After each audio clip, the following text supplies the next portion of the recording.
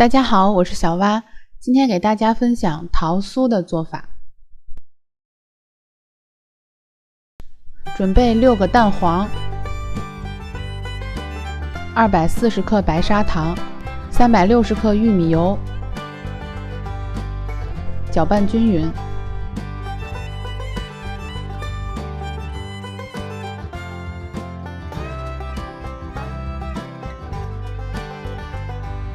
500克低筋面粉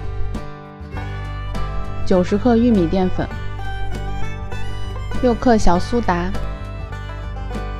，10克泡打粉，上手揉至无干粉。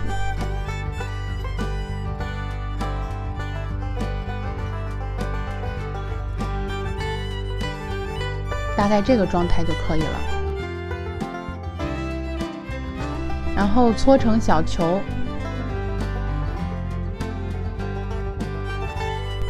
放在烤盘上，用手压扁，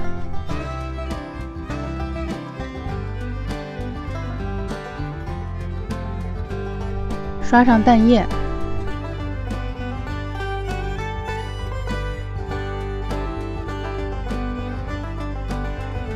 再撒上黑芝麻，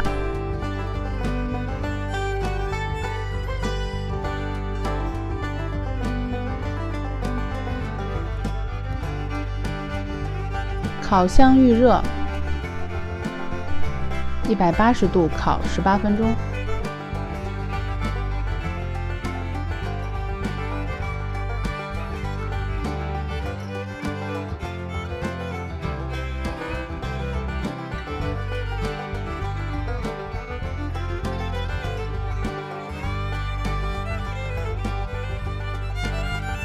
一盘好吃的桃酥就完成啦，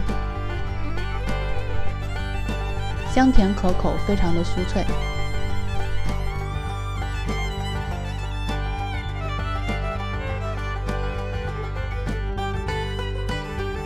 谢谢大家收看，我是小蛙，我们下期再见。